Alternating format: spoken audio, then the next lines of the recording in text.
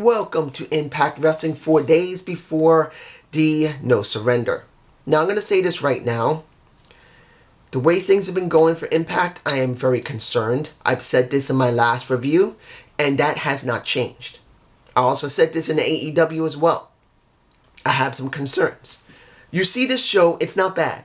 Seeing the building No Surrender, as well as they are, is actually very promising. They've shown a lot of build for No Surrender. So hopefully, when it comes to Rebellion, you will see even more coming from Impact Wrestling. But I'm not going to lie here. I am concerned. And I'm sure many people are going to say, oh, it must be about Tommy. Look, I have my thoughts about Tommy at the end of this review. And this is a very Tommy-driven show. There's no lie about it. Tommy was heavy on the show. But this is not about Tommy. And if you've been watching, you know what I'm really talking about. So let's go to the first match, which was an 8-man tag. A prelude to, if I'm understanding correctly, at No Surrender, they're going to be doing an 8-man elimination revolver match. Now, it sounds like a gauntlet match, but as a tag team type of thing.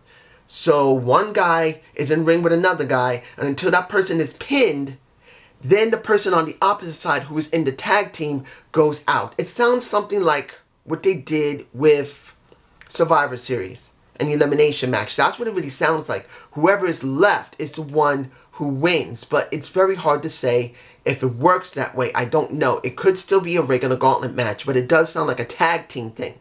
You guys can tell me below what you think. Now, I gotta say this about, I believe his name is Christian Blake. I don't hate him, but there's a major problem with him, and when you see the match, there's the problem. You see Trey Miguel showing a lot of charisma, showing a lot of attitude, showing a lot of aggression. You see Chris Bay, who shows a lot of attitude, a lot of being so full of himself. Even when it comes to Suicide, and Caleb with a K, it's him. We know this has to be him. Even he gives off a persona of something. When I see Christian Blake, I don't see a damn thing. Now, I know many people are going to say, dude, what do you expect? He's new in Impact. They haven't really given him a character. Well, here's the thing. No matter if you're coming back to the same promotion or you're coming to a promotion, you can already have a baseline of a character and a persona. A lot of wrestlers, young or older, in between, usually will bring something in when they gained some recognition, some build, something from the indies. They usually bring something in. They will bring something of themselves, or they bring some type of character already built in another promotion, and they crank it up a little bit more to really make it apparent that, look, this is me. This is who you're looking at. And I get nothing from Blake. Nothing. And there's the problem. He's way too green. And it's not about his ring work. And I want to make this clear. The guy is good in the ring. But being good in the ring means one thing. Zero. Nothing. Because there's only a certain amount of time you spend in a ring and a certain amount of time out of the ring where you do promo segments, where you do a storyline, and where that storyline has to culminate being in the ring. Because remember, just doing the spots only gives you a part of the story. You still need to have something, or you're just going to be a blank slate that's waiting to be written on, drawn on, created.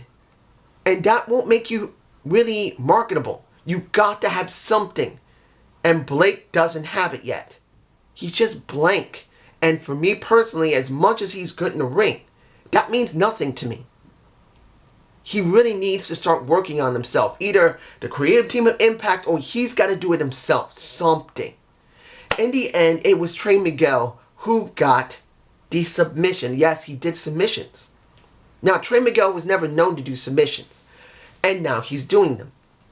And that's a nice thing to see from Trey Miguel. A change up from when he was acting silly with the Rascals, being good in the ring, but having nothing. Like I said, these guys are talented, but they're nothing without a character. They were New Day Light. That's what they were. Just smoking weed inside of a damn treehouse. And that was not enough.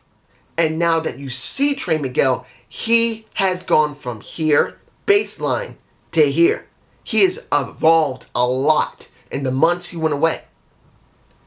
And now that, well, it's kind of strange to see that Sami Callihan is the one who's trying to convince him to be more than what he is, but then says, hey, you can be anything you want, but you got to have the balls to keep up with it, because right now everything's going high, but when things go wrong, are you going to just drop the ball? And then when you realize you dropped it, you're going to pick it up and go home? Because I'm expecting you to do it. So the question's going to be, where are they going to go with this? I'm wondering where they're going to do something with Sami and Trey. Will this be at No Surrender or Rebellion? I can't tell you which one. Unless they've announced it and I didn't see it, I don't know. You guys tell me below. Now, we had, ODB versus Kimberly. Now, I noticed some of my subscribers that can't stand ODB. They can't stand her. They say she's too damn old. She is an old-ass wrestler who should not be in the damn ring, and she can't wrestle.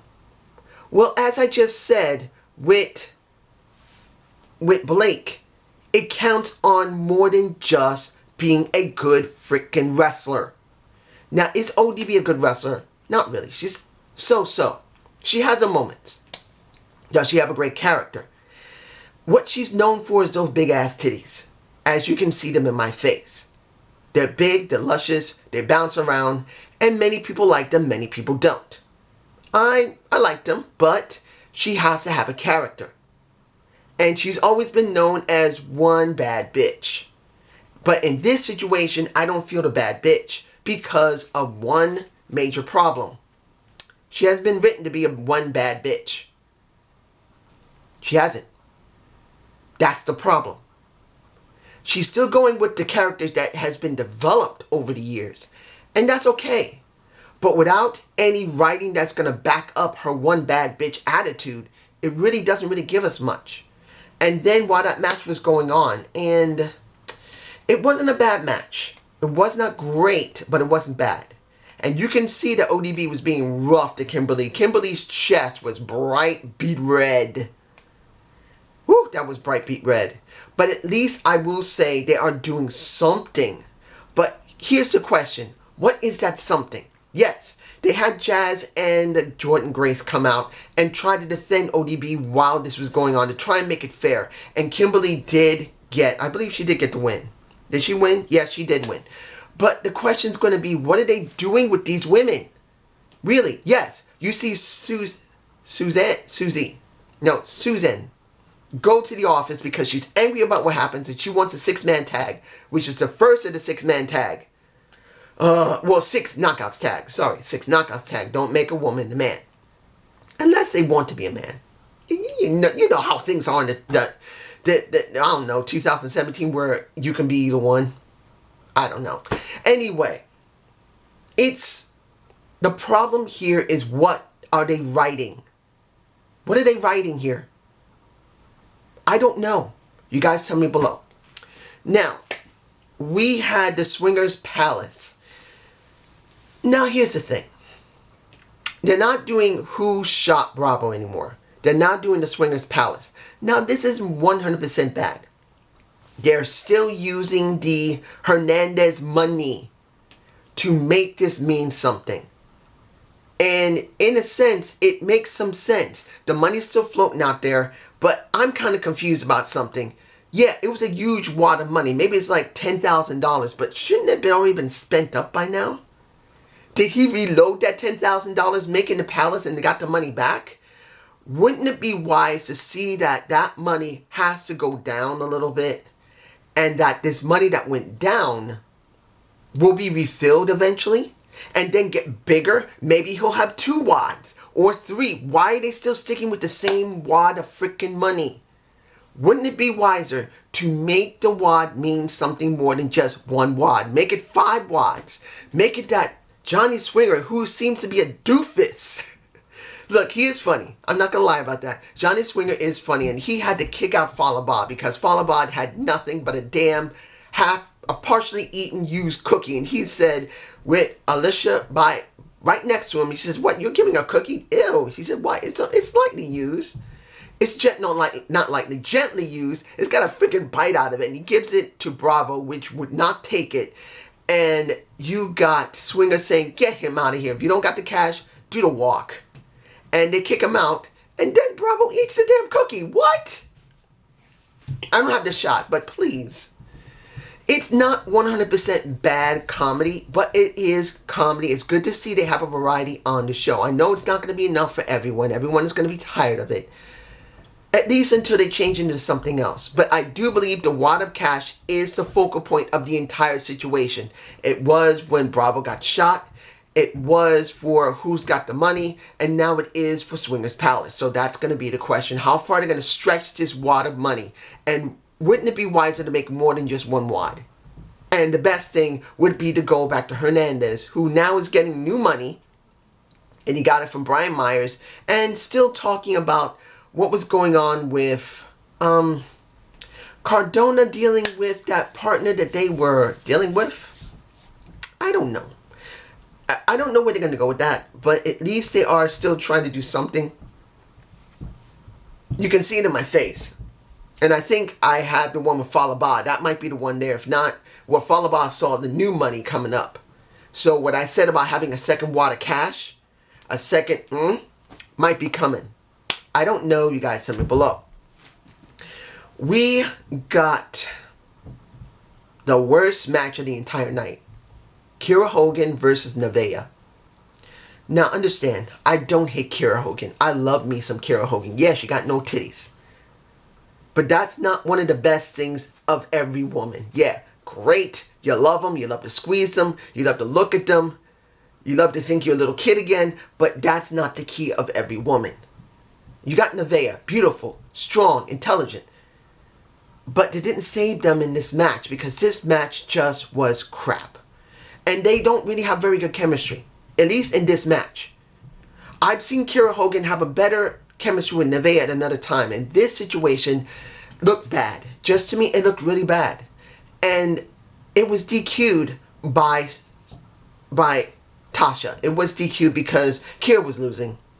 And now they're going to have the match at... It's a new... You see them in my face with Scott. And it's now a no DQ match at No Surrender. You know what's pissing me off? This is the thing that's pissing my freaking ass off. Where is the promise to make the Knockouts tag titles mean something? Where are the women? Where are the fucking Knockouts? I don't want to hear that it's on fucking Explosion. Because that's very similar to what's going on to AEW Dark. And they say you gotta look at Dark. Not everyone looks at Dark. And not everyone's gonna look at Explosion. You must show these women on Impact Wrestling TV. They must show more women. Where is the fresh meat for the tag champions?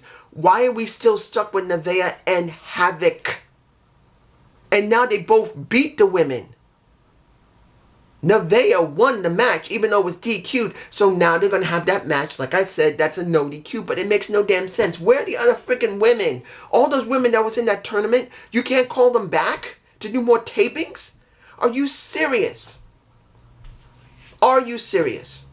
Impact Wrestling. I am very disappointed.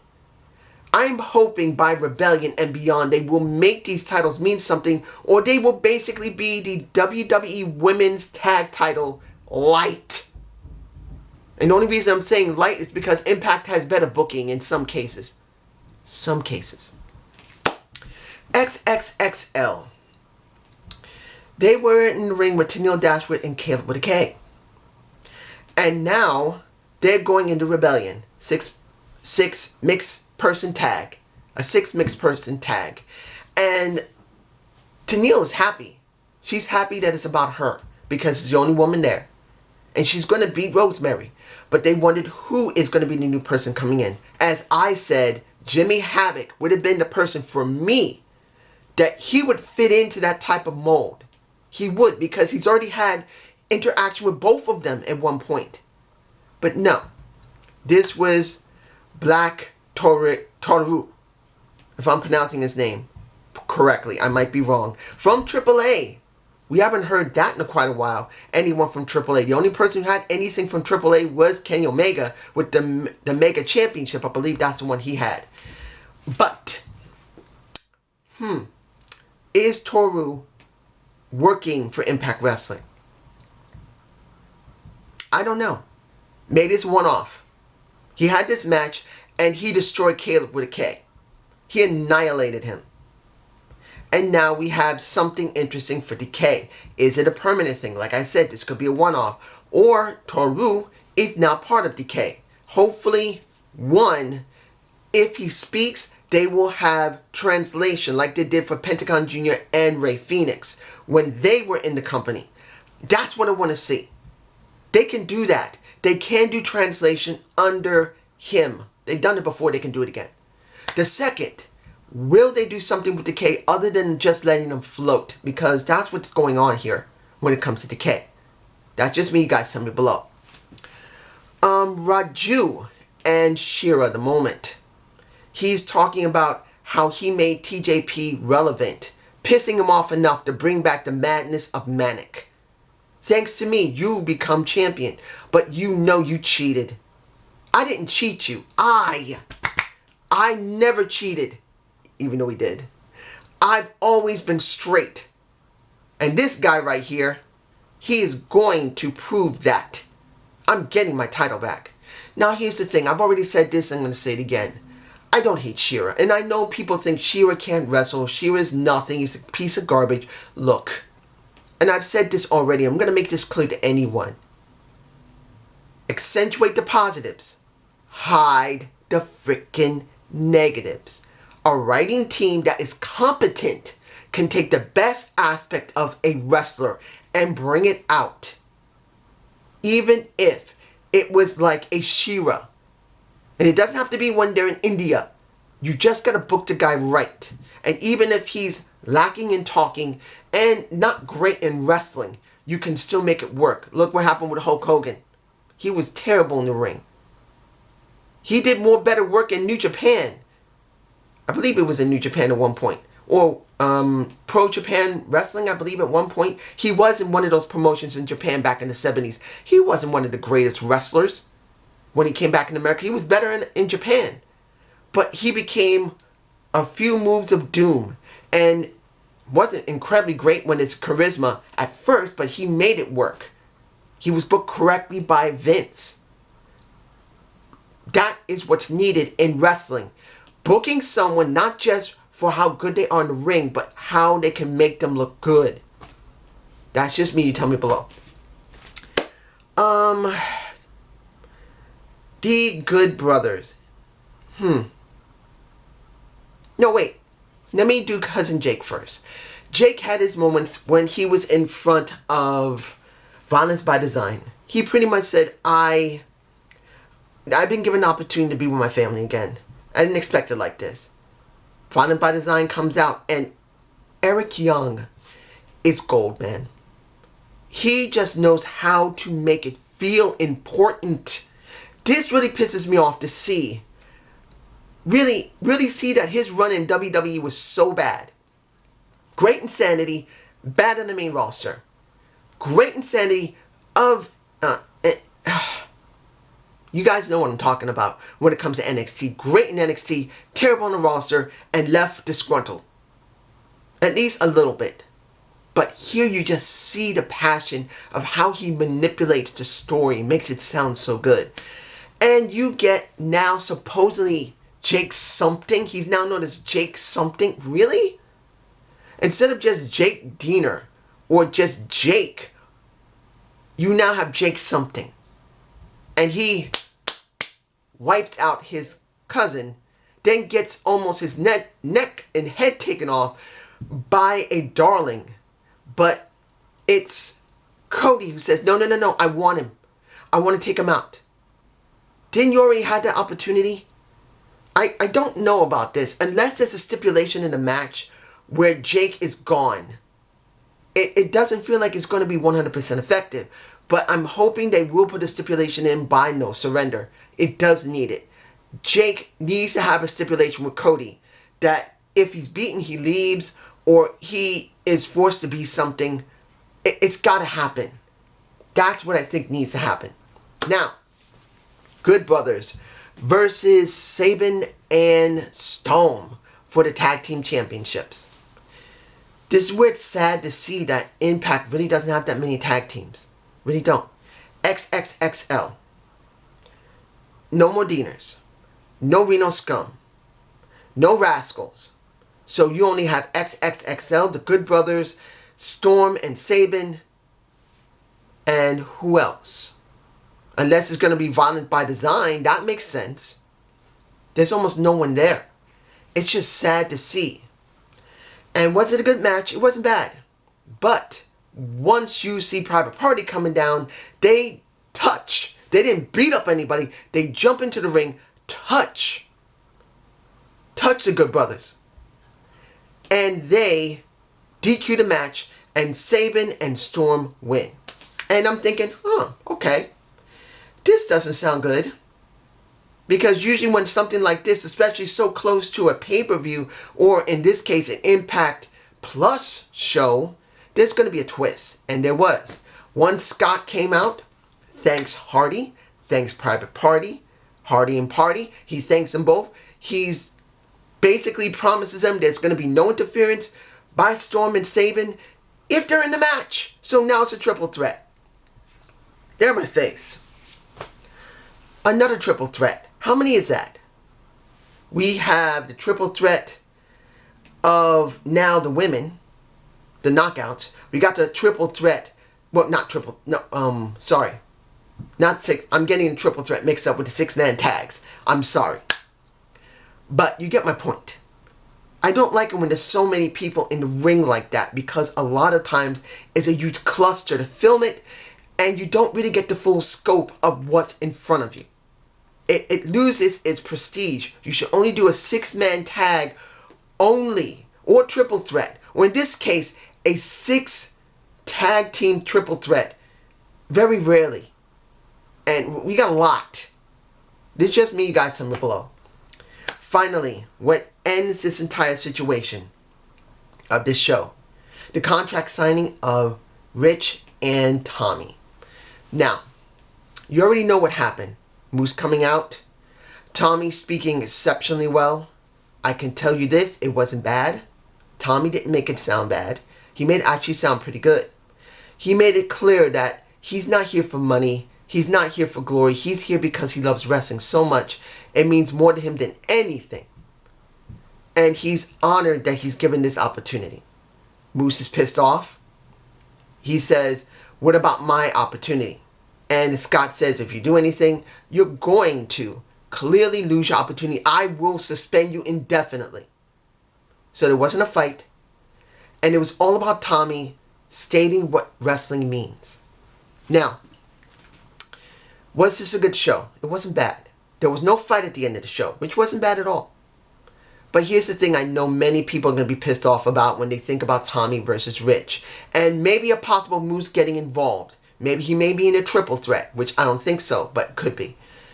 They're going to think, oh, another 50-year-old dude is going into Impact and probably will win because they want to do the Terry Funk angle. Look, guys, this is not about if Tommy wins or not. Tommy winning or not is irrelevant. Listen to my words. Before you start typing and say, I'm totally wrong, listen to me. I've been saying this for quite a while, even before AEW started working with Impact. Impact creative team has not been able to book properly. They have been booking like idiots. They have a few moments and then they just write crappy.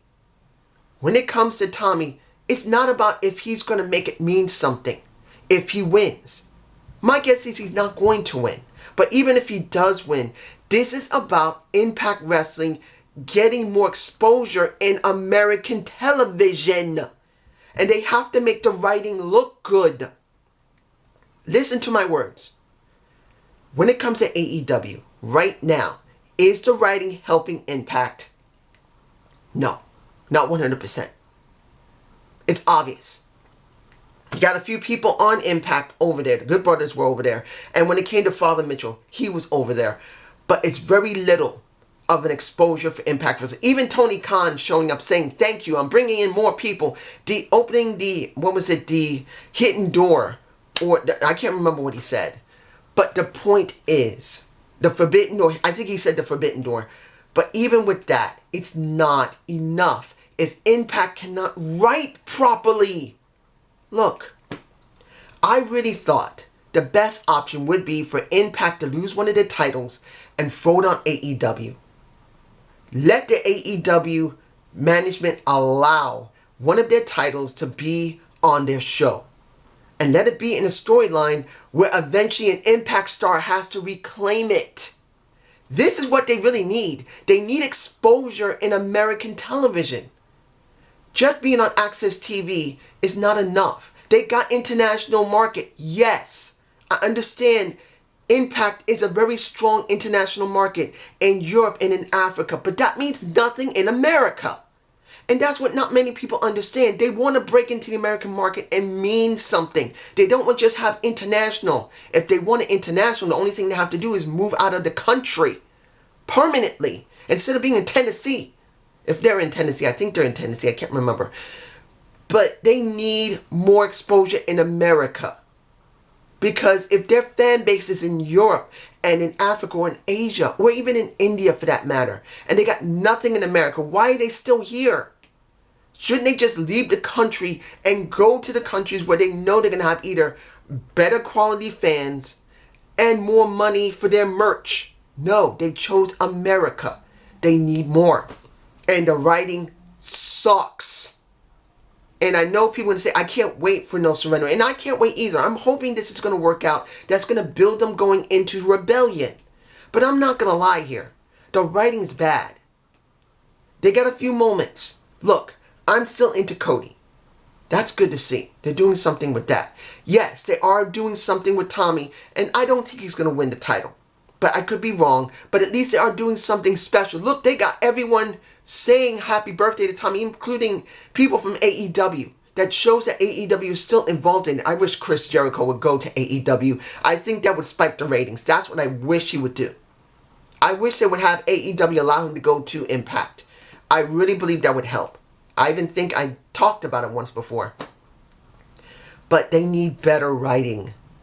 They need Ryan Ward. That was from SmackDown on... in 2016, Ryan Ward was an incredibly great writer for SmackDown. I would love to see if he was there. And I wish they just give him the reins and just write. But this is just me. Have a good day. Have a good night. Peace.